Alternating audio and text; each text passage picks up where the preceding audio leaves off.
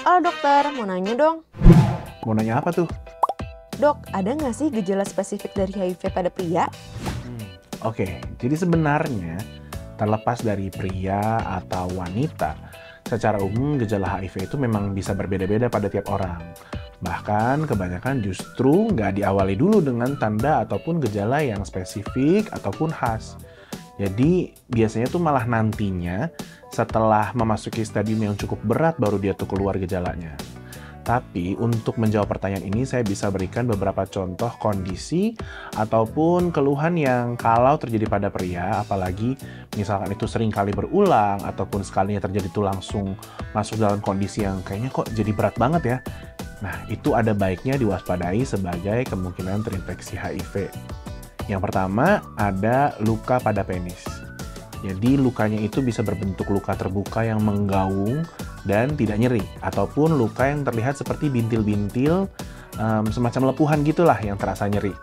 Terus selain pada penis, luka ini juga bisa timbul pada anus maupun area mulut. Yang kedua, bisa juga tuh muncul nyeri saat buang air kecil. Jadi kayak semacam ada sensasi terbakar atau rasa perih gitu deh di penis pas lagi pipis. Tapi nggak cuma pas buang air kecil aja tuh nyerinya bisa muncul. Rasa nggak nyaman itu juga bisa muncul pada saat ejakulasi dan dalam keadaan tertentu bisa pula disertai dengan pembengkakan pada testis. Beberapa kondisi tersebut umumnya terjadi akibat infeksi menular seksual kayak misalkan sifilis, kemudian herpes, gonore, ataupun chlamydia yang jadi jauh lebih beresiko terjadi pada seseorang yang memang terinfeksi oleh HIV dan nggak kunjung mendapat penanganan. Selain itu, bisa juga tuh terjadi penurunan gairah seksual. Dan walaupun terbilang jarang terjadi, tapi biasanya hal ini dipengaruhi oleh kondisi hormonal yang terganggu oleh dampak dari infeksi HIV. Terus bisa juga dipengaruhi oleh beban psikis seseorang karena terserang beragam keluhan akibat infeksi, termasuk infeksi menular seksual kayak yang tadi saya sudah sebutkan. Yang jadinya lebih rentan dialami karena tanpa sadar imunitasnya itu sudah menurun akibat HIV. So, kalau gejala-gejala kayak gini udah muncul, apalagi juga mengalami keluhan lain yang sering muncul pada penderita HIV, seperti sering demam tanpa sebab, kemudian gampang capek, diare kronis, terus berat badannya juga turun drastis, ya saran saya mendingan langsung cek aja ke dokter. Kalau kena infeksi HIV, gejalanya bakal langsung muncul gitu nggak?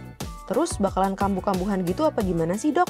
Oke, jadi biasanya sih enggak ya. Jadi setelah dia tuh masuk ke dalam tubuh si virus HIV-nya ini, itu akan ada yang namanya masa inkubasi alias lamanya waktu yang diperlukan sejak tubuh terinfeksi sebuah virus sampai nanti munculnya gejala. Nah, lamanya ini bisa berbeda-beda pada tiap orang, berkisar antara 2 sampai 4 minggu.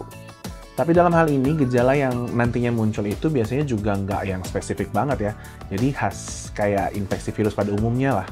Ya, kalau bingung tuh contohnya palingan kayak demam, kemudian sakit kepala, sakit tenggorokan, nyeri otot, panas dinginnya kayak gitu-gitu aja. Mirip kayak lagi mau kena flu kan. Makanya keluhan seperti ini tuh sering kita bilang sebagai flu-like syndrome. Dan saking gejalanya terkesan kayak biasa aja, orang tuh jarang yang menganggap kalau ini sebenarnya merupakan suatu tanda dari masalah yang lebih berat. Apalagi menganggap gejala ini sebagai gejala dari HIV gitu. Udah gitu biasanya habis muncul keluhan kayak gini tuh badan kayak, wah kayaknya seolah-olah biasa aja gitu. Gejalanya juga pelan-pelan menghilang dan seolah terlihat tubuh tuh kembali sehat. Habis itu udah deh, bisa sampai 5 bahkan 10 tahun tuh nggak ada gejala apa-apa. Tapi sayangnya kalau dalam kurun waktu tersebut penderita HIV nggak segera terdiagnosis, nggak juga diobati, maka jumlah virusnya akan semakin banyak dalam tubuh. Dan seiring itu pun daya tahan tubuh lama-kelamaan akan semakin turun dan pada akhirnya masuk ke dalam fase AIDS, yakni kondisi ketika daya tahan tubuh penderita HIV itu sudah sangat rendah, sehingga rentan untuk terkena berbagai penyakit infeksi. Dan kalau udah kayak begini, gejala yang bisa muncul benar-benar beragam, tergantung dari infeksi apa yang menyerang orang dengan HIV AIDS tersebut.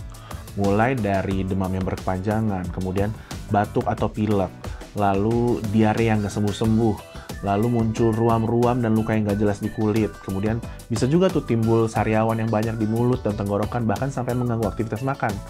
Kemudian juga kalau dibiarkan lama-lama berat badannya makin turun secara drastis atau yang dikenal sebagai wasting syndrome. Jadi jelas ya, kalau gejalanya itu memang nggak langsung muncul, nggak juga kambuh-kambuhan, tapi kemunculannya lebih tergantung dari bagaimana kondisi imunitas pasca infeksi HIV. Yang jelas, kalau HIV ini cepat terdeteksi, kemudian segera ditangani dengan obat-obatan antiretroviral atau ARV, maka aktivitas dari virus itu pun dan juga jumlah virusnya bisa segera ditekan dan dikendalikan. Sehingga orang dengan HIV bisa tetap hidup dengan kualitas yang baik. So, pesan saya, kalau kamu punya riwayat aktivitas yang beresiko terhadap penularan HIV, contohnya hubungan seks tanpa pengaman, apalagi gonta-ganti pasangan, kemudian menggunakan narkoba suntik, melakukan tato di tempat yang sterilisasi alatnya nggak terjamin, sebaiknya segera lakukan konseling dan juga testing di fasilitas kesehatan terdekat. Ingat, sebelum terlambat. Oke deh, makasih ya dok. Sip deh, kalau masih ada pertanyaan, chat dokter aja di aplikasi Halo Dokter.